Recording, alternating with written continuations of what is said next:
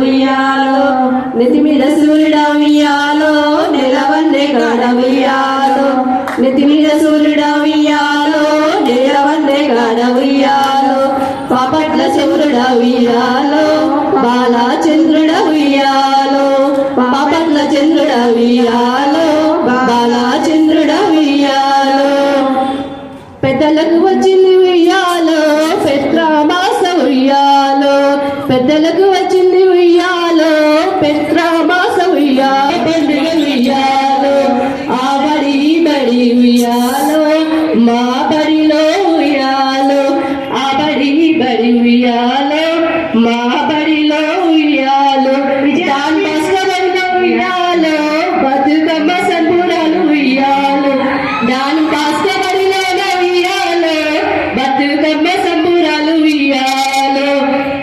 విజయలక్ష్మి, నువ్వేదో తప్పు వాడుతున్నావు, అన్ని తొడి చేస్తున్నావు. ఆ పాట నాకు చిన్నప్పటి నుంచి అదే చెప్తావు. నాది కాకతీయ వారసత్వం, అలాగే సమ్మక్క సారక్క ధైర్యం పుచ్చుకున్న వారసత్వం. ఏమనుకుంటున్నావు? దీనికి ఓనర్స్ ఉండరు, రైటర్స్ ఉండరు. ఎవరు వాడితే వాడితే పాట, ఎవరు ఆడితే వాడితే ఆట. అదే మన తెలంగాణ ప్రత్యేకత. అసలు ఏంటి, ఇక్కడ చూస్తే కలకల్లాడుతుంది, అటు చూస్తే విరగు పూసిన తంగేడి చెట్టు పైన వాలిన పాలపిటల్లా ఉన్నారు, ఇటు చూస్తే గులుగు పూల మీద వాలిన సీతాకోల చిలుకల్లా ఉన్నారు. అసలు ఏం జరుగుతుంది ఇక్కడ? అవునా? ఆ పాలపిటలకు హుషారెక్కియడానికి జోరు జోరు పాటలు తీసుకొస్తాం. ఆడిద్దాం పాడిద్దాం. ఈ రోజు మనదే, మన తెలంగాణ మనదే, మన రాష్ట్రం మనదే, బతుకమ్మ మనదే. బతుకమ్మ అంటే ప్రకృతి, బతుకమ్మ అంటే ప్రకృతి, స్త్రీ రూపం, స్త్రీ రూపం. ప్రకృతి ఎప్పుడు కూడా మనకి ఏది ఇస్తుందో తిరిగి ప్రకృతి కూడా దాన్ని తిరిగి ఇవ్వాలి. అప్పుడే దాని భవిష్యత్తు ఉంటుంది. బతుకమ్మ బతుకమ్మ అంటున్నారు. నేను చిన్నప్పటి నుంచి చూస్తున్న బతుకమ్మ. అసలు ఆ బతుకమ్మ కథ ఏంటో, కమాషి ఏంటో నాకేం అర్థం కావట్లేదు. కాస్త చెప్తారా? ప్రభా, ఇది ఈ రోజుది కాదు, కొన్ని వేల సంవత్సరాల నుండి ఉన్నటువంటి పండగ, ప్రకృతితో మమేకమైన పండగ. తెలుసా? నీకు ఒక జానపద కథ చెప్తాను. పూర్వం అక్కమ్మ అనే ఒక యువతి ఉండేది. ఆ యువతికి 7 అన్నదమ్ములు. ఎంతమంది? 7. తెలంగాణలో ఒక సాంప్రదాయం ఉంది తెలుసా? ఆడపిల్ల అంటే ఒక దేవత, ఒక దేవత. ఎంత పెద్దవాడైనా సరే, అది నాన్న అయినా సరే, అది అన్న అయినా సరే, అది తమ్ముడైనా సరే, ఆ పుట్టిన ఆడబిడ్డను ఎంతో దేవతగా పూజించుకునే ఆచారం ఒక్క తెలంగాణకే సొంతం. అలా అక్కమ్మ ఉన్నటువంటి అన్నదమ్ములు ఒక పని మీద పొరుగురికి వెళ్తారు. ఈ ఎంతో ప్రేమగా చూసుకునే అక్కమ్మను చూసి వాళ్ళ వదినలు అసూయపడతారు.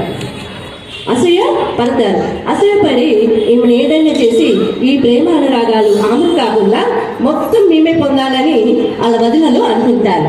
అలా విషం ఇచ్చి వాళ్ళ ఆడబిడ్డకి ఇస్తుంది. అవి తాగిన అక్కమ్మ చనిపోతుంది. చనిపోయిన అక్కమ్మను ఊరి బయట తీసుకెళ్ళి పాతి పెడతారు. పాతి పెట్టి దాన్ని కప్పిపుచ్చుకోవడానికి నానా రకాల తంటాలు పడుతుంది వాళ్ళ వదినలు. తర్వాత ఊరి నుండి అన్నలు వస్తారు. వచ్చి అక్కమ్మ కోసం బహుమతి తీసుకొని వస్తారు. అది ఇవ్వడానికి ప్రయత్నం చేస్తారు. కానీ అక్కమ్మ అక్కడ కనిపించడం లేదు. అక్కమ్మ కలలో ఆత్మరూపంలో వచ్చి తాను ఊరు బయట తంగేడు పూల చెట్లలో ఉన్నానని, తంగేడు పూల చెట్లలో ఉన్నానని అని చెప్తుంది. అది విన్న అన్నలు చేసేదేమి లేకుండా, చెల్లి నీకేం కోరిక ఉందో చెప్పు, తప్పకుండా తీరుస్తాం అని అనడంతో తంగేడు పూల చెట్లలో ఉన్నటువంటి ఆవిడ ఆత్మ చెప్తుంది ఏమని, ప్రతి ఏటా నన్ను పూలతో చక్కగా అలంకరించి ఆటలాడుతూ పాటలు పాడుతూ బతుకమ్మలాగా ప్రతి ఏటా సంబరాలు జరిపించమని కోరుతుంది. దాంతో మొదలవుతుంది బతుకమ్మ పండగ. ఈ పండగకి ప్రత్యేకత ఏంటంటే, మామూలుగా అయితే పూలను దేవుడి మెడలోనో లేదా పాదాల చెంతలోనో పెట్టి పూజించడానికి వాడతాం. కానీ ఇక్కడ ఉన్నది ఏంటంటే ఆ పువ్వులే, గడ్డి పువ్వులు, ముఖ్యంగా బాటలలో పూసేటటువంటి పువ్వులు, గడ్డి పువ్వులు, వాటిని ఒక ప్రత్యేకత చేసి వాటికి పూజించే ఆచారం ఒక్క తెలంగాణకు మాత్రమే సొంతం. ఏ గుడి ఉండదు, ఏ పూజారి ఉండదు, సంస్కృత శ్లోకాల జోలికి అస్సలు పోనవసరం లేదు. భగవంతుడికి భక్తుడికి అనుసంధానమైన పూజారి అస్సలు ఉండడు. పూజారి నువ్వే, భగవంతుడు ఆవిడ. అలా సాగుతుంది తెలంగాణ బతుకమ్మ పండగ. గుడి ఉండదు, దేవుడు పూల రూపంలో కొలుచుకుంటారు. అలాగే ఆటపాటలతో ఆవిడ్ని ఆనందింపజేయడం కాదు, మనం ఆనందిస్తున్నాం. ఇది ప్రత్యేకమైనటువంటి బతుకమ్మ పండుగ గురించి చిన్న మాటలు. ఓకే విజయ, చాలా బాగా చెప్పావు బతుకమ్మ పండుగ గురించి. నువ్వు చెప్పిన కథకి మన బతుకమ్మ పండుగకి మన ఆరోగ్యానికి కూడా చాలా దగ్గరి సంబంధం ఉంది, తెలుసా మీకు?